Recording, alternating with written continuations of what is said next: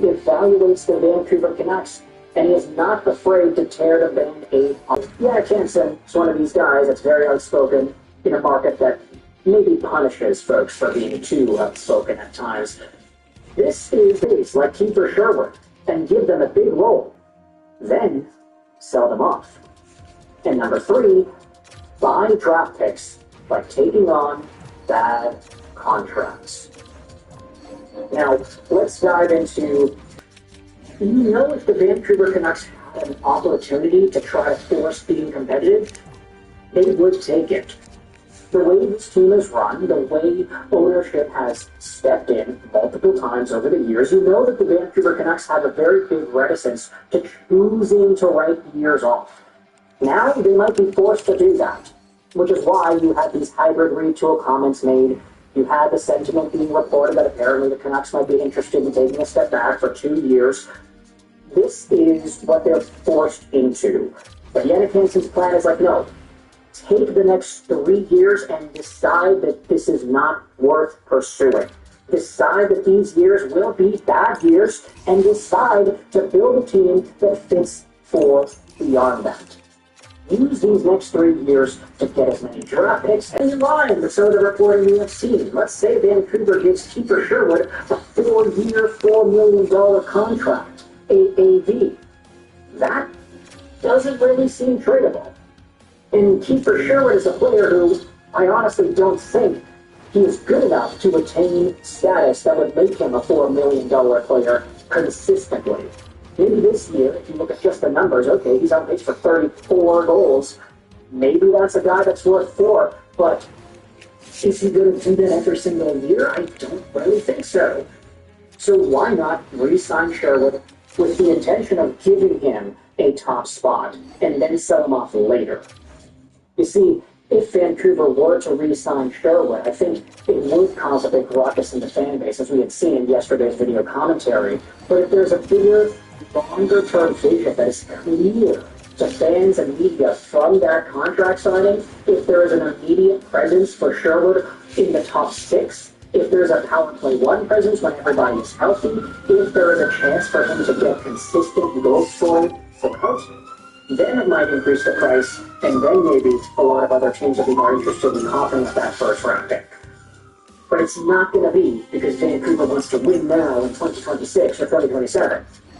Taking note at the last point that Jannik Hansen made, buy draft picks by taking on bad contracts, that's one of the things here too that I think can validate Vancouver's strategy. If the Canucks were to be able to facilitate a trade, they become the 3rd team in a 3-way trade for a guy to retain salary twice. If they're able to do that still, then it gives Vancouver that much of a clearer direction for what they're doing.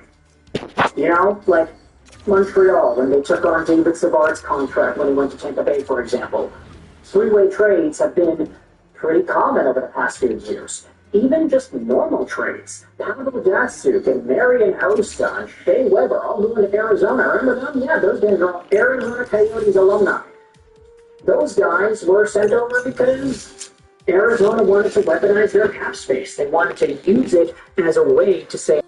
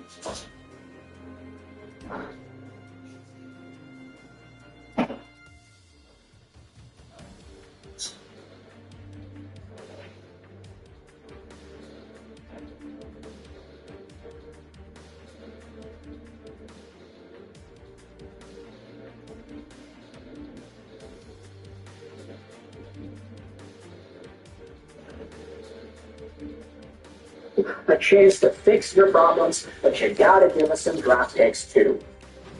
Smart move. It worked. Arizona got a bunch of picks, and unfortunately they weren't really able to use them properly in their organization. I mean, look, Cooper's doing fine, but he's not an Arizona Coyote anymore. Heck, nobody is. But that's neither here nor there. It's not a problem with the team and the way they were managed personnel-wise. It was not just an issue with the team existing. Anyways, Vancouver, if they were to decide to go down that path, they could stock up on this upcoming draft. It's a good draft year. There's going to be a lot of nice young names that are very talented. If Vancouver can get multiple firsts, that would be ideal. Multiple beyond just the one and the two that they have from the Quinn Hughes trade. Thomas Drance said about Kiefer Sherwood, if nobody's trading a first-round pick to Sherwood, then add on to Kiefer Sherwood to get first-round pick. If the best you're going to get for Sherwood is a second, then why not trade Sherwood and another draft pick for a first instead? There can be ways to manipulate the first-round pick because firsts are a lot more valuable than seconds. And Kiefer Sherwood, if his value is that far gone, there's no possibility that he gets anything more than a second and maybe a smaller prospect. Then you just have to suck it up. Like Patrick Alvin not making trades because, oh, they didn't give us what we wanted. Fair game, but you might lose these guys in free agency. Brock Besser was a miracle that he actually wanted to stay in Vancouver, but that guy was just about gone. If Vancouver got their way with Christian Dvorak, for example, Brock Besser would not be a Canuck anymore. Plain and simple. And now we're thinking about this team a year later, it's like, oh yeah, no, they're probably best off setting themselves up to take on bad contracts and dead cap space. What Arizona was doing when they made the trade for Eriksson, Beagle, and Roussel is what Vancouver should be doing now. Thanks, Jim Bennett. Okay, I'm not gonna continue down that train of thought, shall we? Anyways, I want you to let me know your thoughts in the comment section below.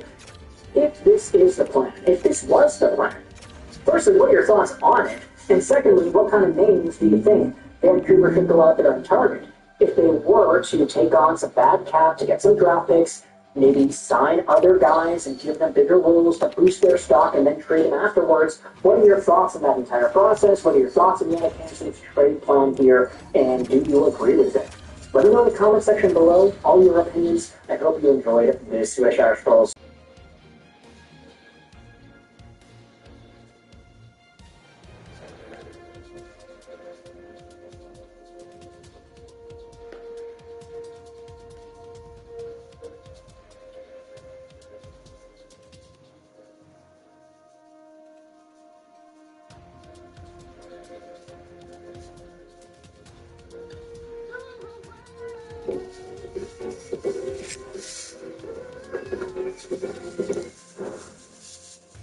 Anderson in fall on the ball line. It's Suzuki, Caulfield, and Texier for the Montreal Canadiens with Dawson and Matheson. Kendrick and the plane has been moving. So, chance for stops it out. Road trip that went into Christmas and out for Christmas. Picked up 10 of a possible 14 points. Matheson, Houston, a 6-8 by Dustin Wolf. Sent to the line by Montreal. Matheson again. Now Suzuki with it to Matheson. His shot stopped by Dustin Wolf. Even more so, right?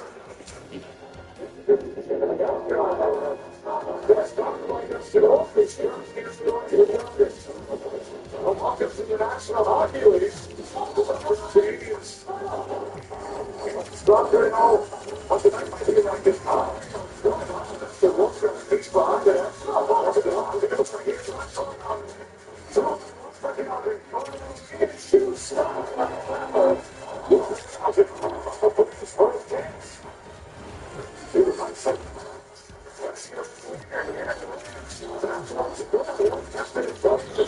Orange first choice on his hometown team, but yes.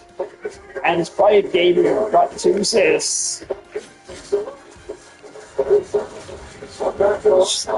Check him down.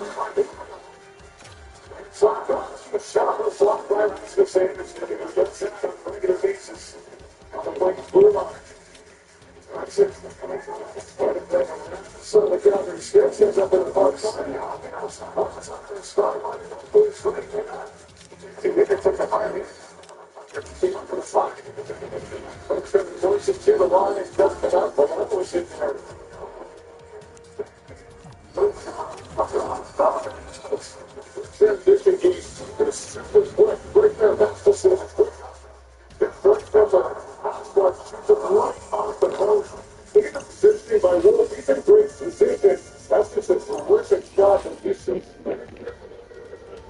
Right off the post. Devils wants to spin. Kevin Arquist is top. Let's throw it. Stop fire.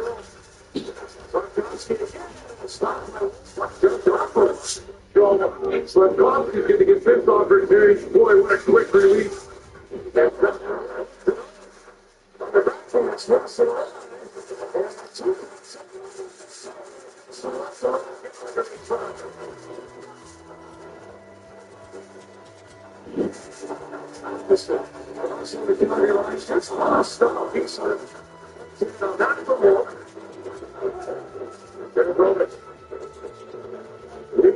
Draws, ball trying to change that. Parody holds the line. Joel Parody snaps it off the post. The late check drives that break rod.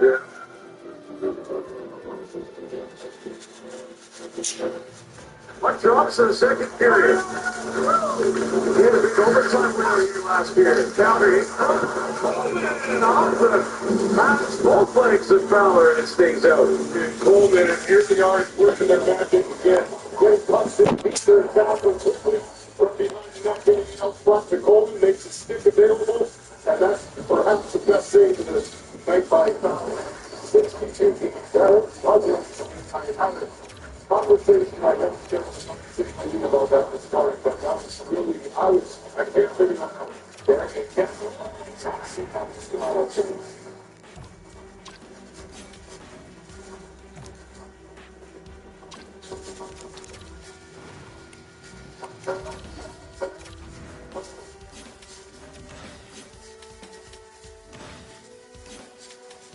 The season and this year's not like that anymore. It's not talking over the chops. It's all like going. It's just gets it off there. It's something there to return home.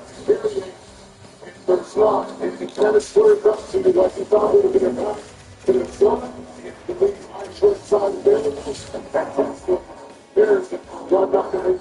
And with this sport, to your downstairs, it's soccer.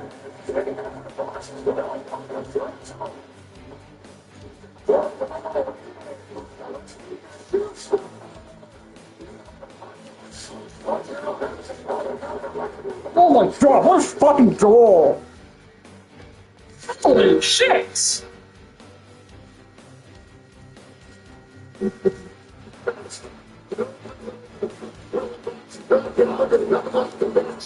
he's trying to find his team.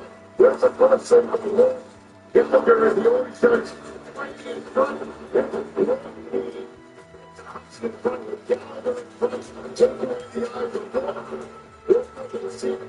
Fuck the blessing, Jesus! Fucking shot! By the Canadians, the second of the night. A fine way to dig their way back to the nest. That's like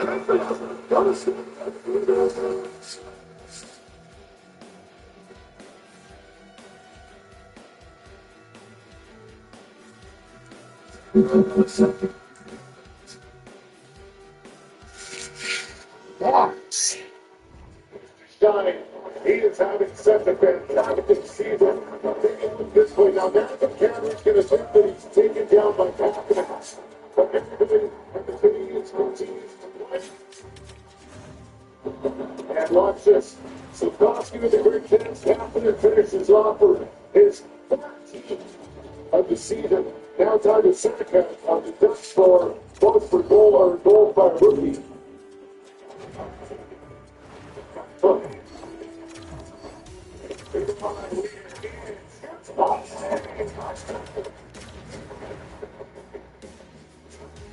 Looking for Slavkovsky, but I'm just in the care going. Slavkovsky says, one for the right back down. On the series.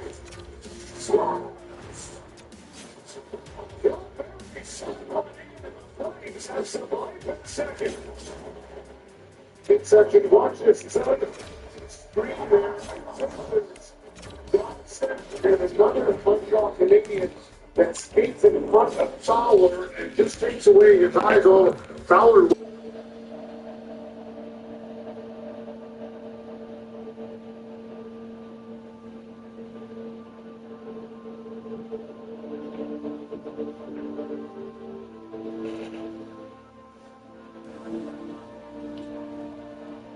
And the player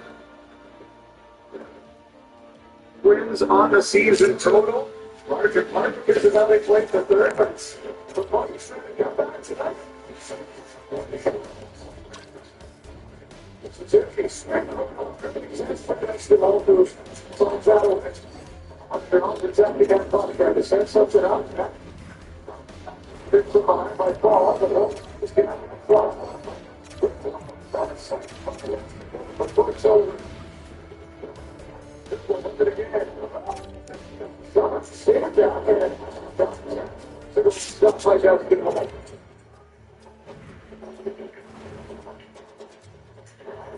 Can't Montreal. Look at it and see.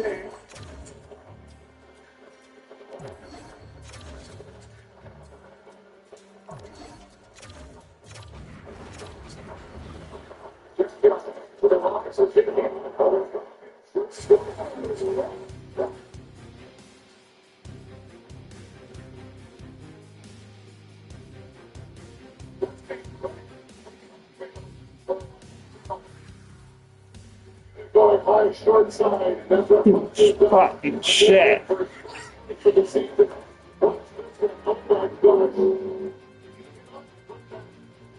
In a better spot. And it's perfectly placed by Cole Caulfield. That is just a thing of beauty. I think some people take the short side, but that is just such a tremendous shot. Two games for the Canadians on the Four Nations team.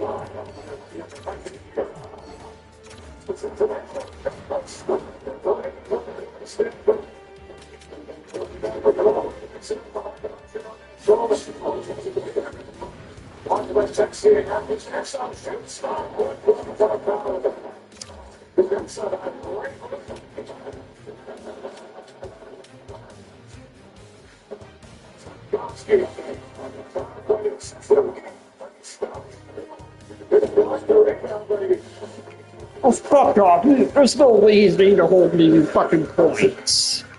Didn't get around the Blackhawks.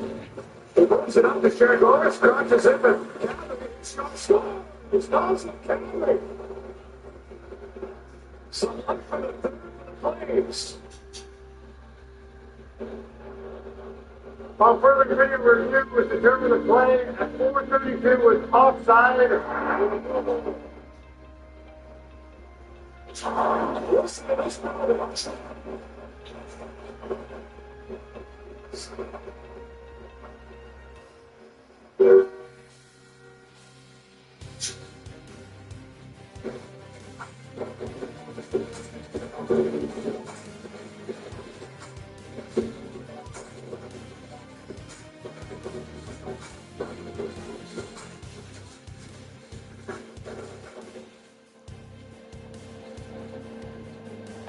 Mike was just so bad. He's the worst president in the history of our country. You should make a diss track on him. Yeah, what's the stuff? Do you think that you're starting to talk in reviews on some of the networks that you may have not gotten on in the past? We are fake news. We fight this past week. And how did it work? I think you probably did pretty good. I've watched enough of you fight. Unidentifying aerial phenomena in the sky. We don't know what they are. It's very possible. Really powerful stuff. They made a commercial promoting a product, and it wasn't me. And I said, did I make that commercial? How can they wrap these? They wrap these happening.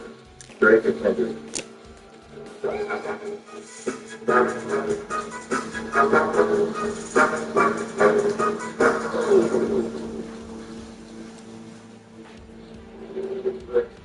I think that's what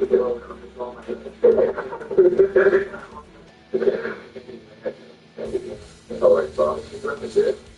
Yeah, exactly. That's it. Yeah, you know. But it's always been like that. It's always been, yeah. But it's honest. Yeah, because they're going to hide some stuff. November. You got it done. If you guys get fun, yeah, we'll talk about this. If you guys get fun, that's first incident. So, I always look at the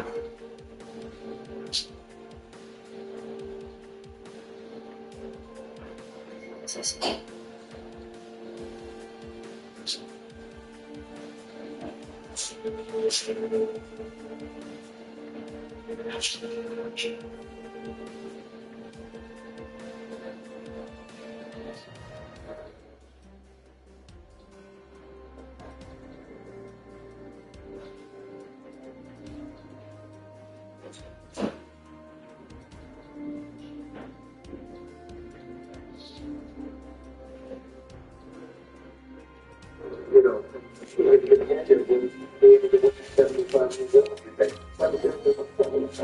yeah, the block was there. I figured I would float as well. How about that?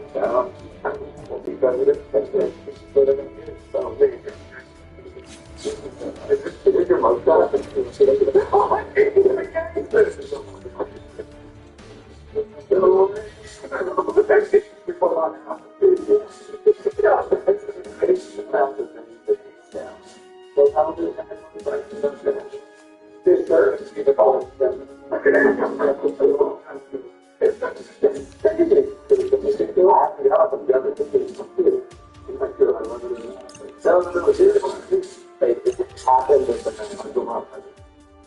Well, Mr. President, people surely love it. They love the Thanksgiving rally behind it. They love the rally behind it now.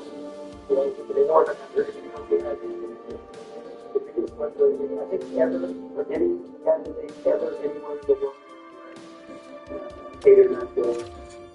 In hundreds of millions of dollars. And too bad it couldn't have been just for other reasons, but they really didn't hate this thing built for us.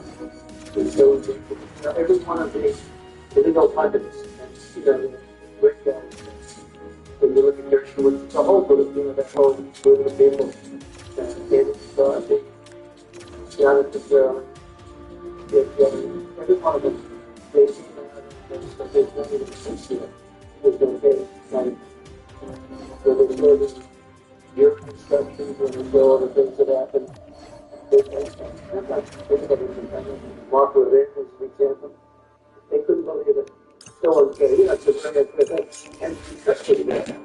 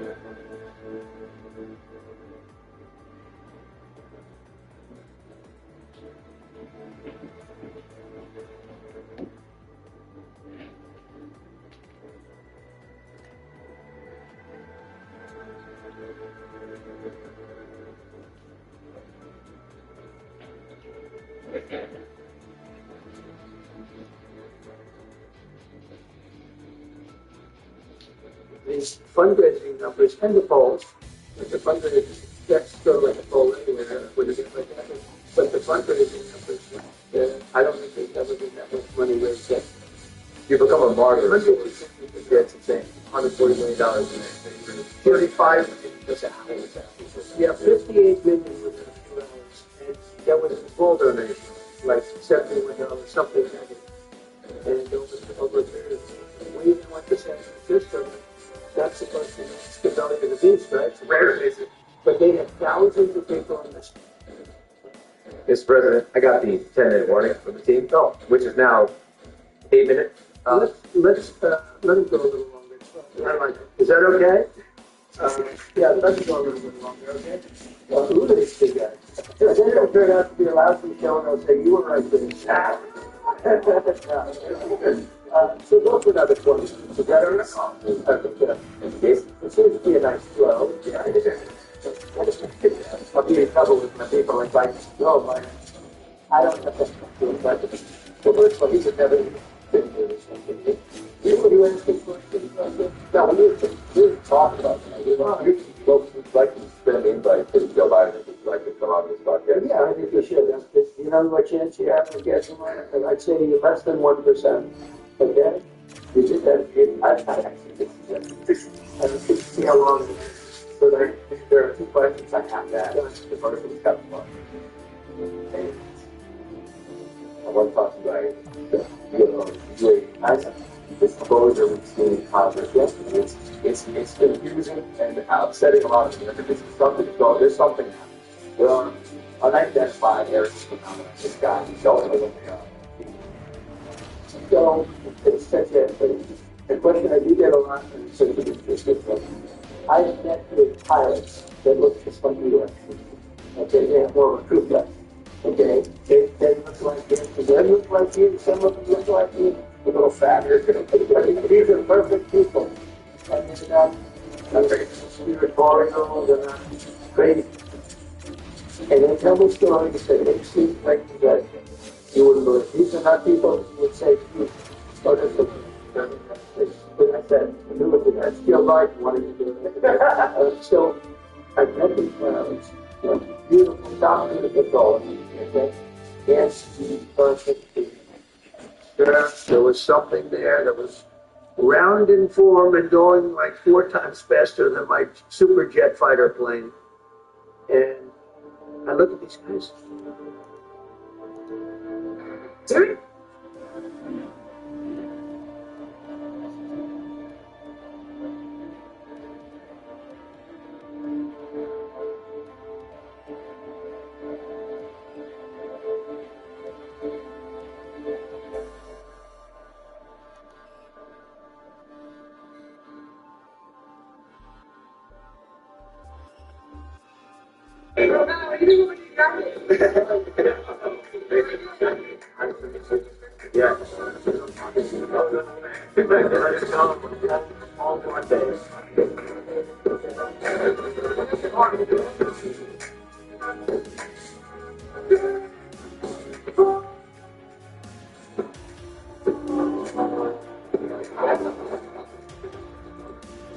Alright, Vaughn, welcome back to the channel. On my way right now to pick up my agent, Matt, and then go over to Miami to go on the Impulsive podcast with Logan Paul and Mike.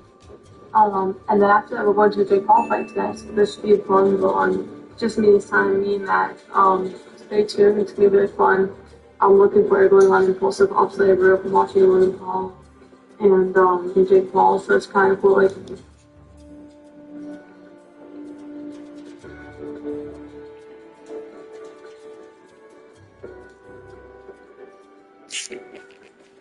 Finally, we're all on again. Time for us to actually play Keno their coach. I've been waiting so damn long for this, especially since you had your little hemorrhoid cream incident, Joe. It was hemorrhoid and ointment, not cream. They are not the same thing. Oh, come on, Joe. Let's not play semantics here. We are not about to discuss the difference between ointment and cream. Either way, you dipped on us right when we were about to start playing. Yeah, and because of your little disappearing act, I was subject to dating with that snake, Billy.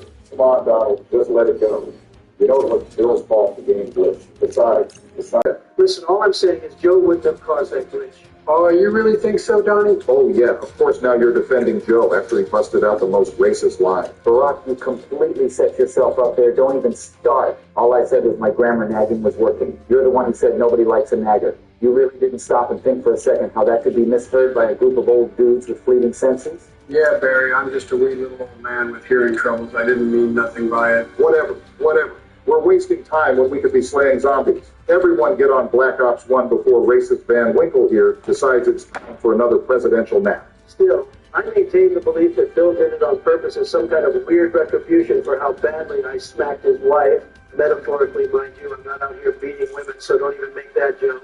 In the 2016 election... Donald, domestic abuse is not funny. Anyway, morbid segue. Did Melania tell you about her first time trying COD Zombies the other night? Her first time trying COD Zombies? What are you talking about? Oh, God, he doesn't know. Listen, Donnie, don't freak out, but Melania used your computer to play zombies. Okay. I mean, she's my wife. Why would I care if she used my gaming computer? Clearly, I wasn't using it at the time. No, dude, you don't understand. They were playing Exo Zombies. Oh my God, why?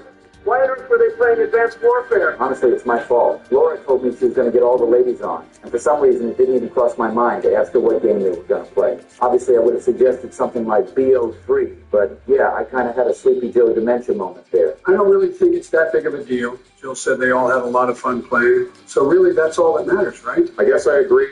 I mean, hey, if it gets Michelle off my back about video games for good, then it's worth it. I just can't believe she used my computer to play Advanced Warfare. I gotta get a new one. This one is tainted. Donnie, your computer is fun.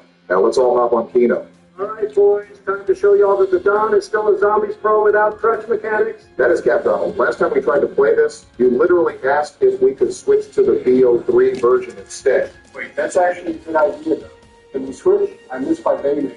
What? No, we can't switch. The whole point is that we're playing Black Ops 1. Relax, Barry. He's just messing with you. We know how long you've been waiting to play this, and now here we are playing it. Although, you better keep that in mind the next time I ask to play Baldur's Gate 3. Really? You're going to leverage playing BO1, the game we were already planning on playing, to play BG3? I mean, I shouldn't even have to. You all agreed to play it back when Joe suggested Pal World. Yeah, Pal World. You remember that game? The game we bought and played once and never touched again? I mean, technically, Joe agreed on all our behalf, so I didn't actually say anything. But I guess I didn't object either, so fine, I'll give you that. Wait, agreed to what? I don't remember agreeing to anything. Of course you don't. But enough about that. Game's starting. Everyone's focused on it. Man, it feels good to be back. Although, Jesus, my echoes even cranked to high hill. Yeah, I gotta whip out the console, man. This one's already good. Seriously, who thought putting the default FOV to 65 was a good idea? Much better. Yeah, I don't know why the default FOV is so stuck in these older COD games, but at least you can change it with console commands and plutonium. Wait, how do I do it again? My gun is really big on my screen, too. Joe, you gotta hit the key above center, then type in the CG_FOV100. That's the field of your mind. At least that's what I'm using. Okay, CG_FOV, and then what was it, 10?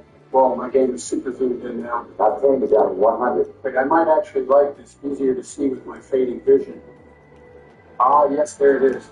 Best starting wall weapon in this game. The Goat Olympia. Ah, hell no. Blood did not just buy the Olympia off the wall. Brock, I do not want to hear it. You're probably an M14 user. Disgust me. Now hold on, let me fix this FOV so I can go faster. Unironically, can you commit anything to memory anymore? How many times do I have to remind you, Joe, the FOV does not actually make you go fast. Oh, and by the way, I bought the M14 off the wall just to spite you. Fuck you, Joe. Blasphemy. Olympia gangs for life. Okay, seriously, I can't not say something about this little boy. Joe, why the fuck do you sound like that? You sound like 10 times sleepier than you do, which I didn't even think was possible. Barry, George, back me up here. You guys know this is too, right? No, dude, that's just Joe's old age catching up to him. However, you want to talk about someone sounding weird, listen to Barry. It's like he's taking fucking testosterone or something, and it's making his voice deeper. Say something, Barack. Oh, great. Here we go with this again. Listen, I don't know what you're talking about. I'm not doing anything to my voice but talking normal. Donnie, don't let George gaslight you. Think to yourself, do I actually sound different? I don't know. Try saying something zesty like you normally do. Like, I love you, Danny. But something, then I'll be able to tell. What the fuck? No, I'm not saying that. Wait a sec. Why does the wall say beware the 6th? They're talking about January 6th. Run out, Bill. Then just say it's a lot. Hell. Come on, about that, don't be a bitch. Just say it. Besides, I'm pretty sure your voice sounds normal to me. George's mind is probably going to work as Joe here. But I just need to hear that one line confirm it. Whatever. out of here, so be it. I love you.